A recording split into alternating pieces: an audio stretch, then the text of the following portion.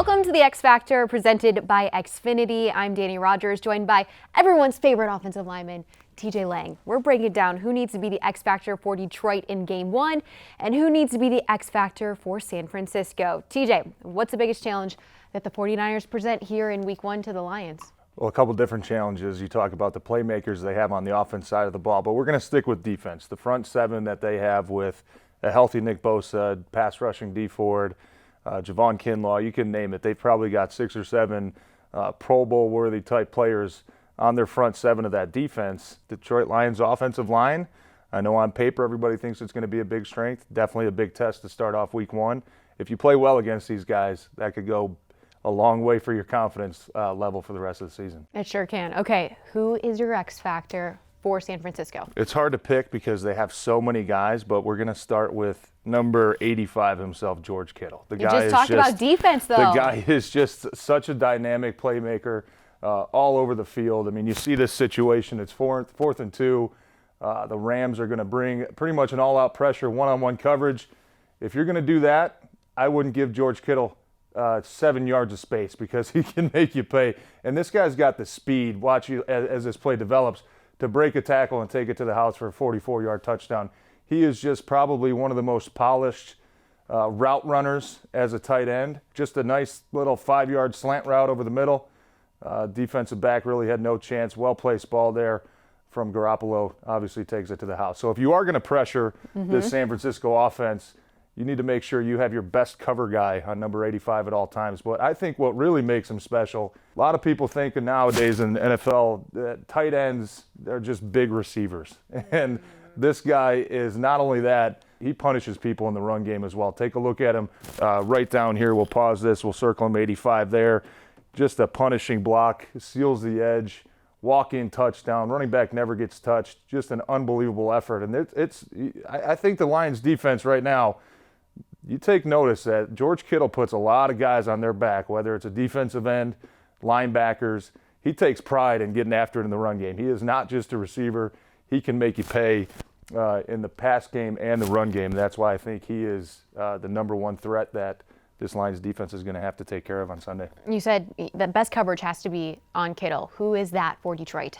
Well, I think you probably have to mix it up with Tracy Walker a bit, who's a guy that has had a lot of success covering tight ends. He's a big guy. He's a physical player. But I also wouldn't be surprised if they double cover him a lot. I mean, because he is the number one target that Garoppolo looks to every time it's a third down. If they go for it on fourth down, 85 is going to be the number one target. So I think if Tracy Walker can show that he can do it one-on-one, that obviously frees up the defense to do a lot more. Whether it's pressure, stunts, something along those lines. But when it comes down to a third down, you got to make sure you probably have 2 hats on that guy. Okay, let's turn the page to the X Factor for the Detroit Lions. I would have loved to see it be Kittle's former teammate from Iowa, TJ Hawkinson, but who do you got?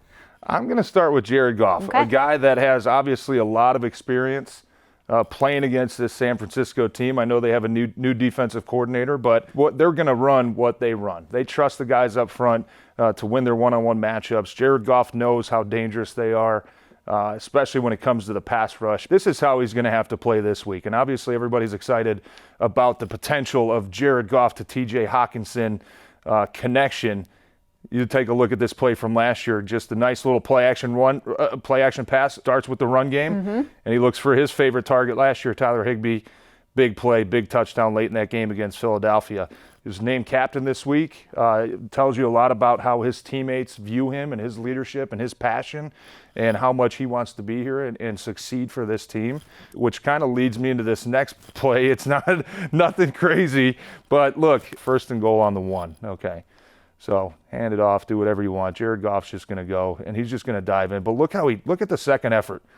Dan Campbell talks about attitude and biting kneecaps and just getting down and dirty. I mean, a lot of times you see quarterback sneaks. The quarterbacks just kind of dive, right under the center's leg and try to reach the ball out. That's a physical, tough play. And he's taking on a 340-pound nose tackle. He pushes him back. And he's shoving him, man. And that's just the type of attitude that really sticks out when you talk about Jared Goff and how he's going to need to play for this team, especially knowing how dangerous that San Francisco defense is. As an offensive line, seeing your quarterback do something like that, how much does that get you pumped up? It's contagious. I think it is. I mean, it's hard to see when it's happening, but when you see the replay, I mean, it's like, okay, this guy wants it, right? And that's the kind of passion that you like to see from the quarterback position, because that type of characteristic is definitely very contagious to the rest of your team. Jared Goff, this will be his 70th career start. He's 6th in the NFL for completions.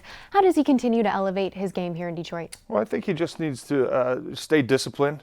Jared Goff is best when you get the run game going. And I know that's very easy to say, but it opens up a lot of the play action passes for him to TJ Hockenson, to some of these receivers taking shots downfield.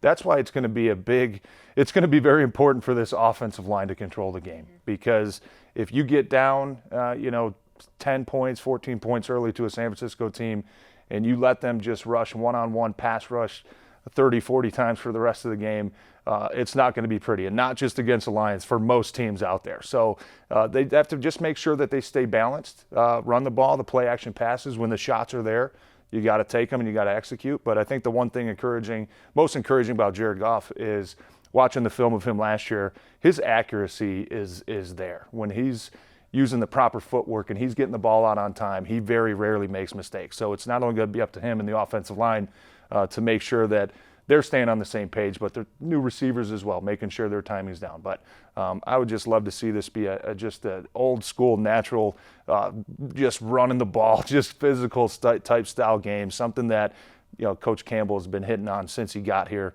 earlier this year. What are you excited most about with fans being here, week one, and a big opponent coming in?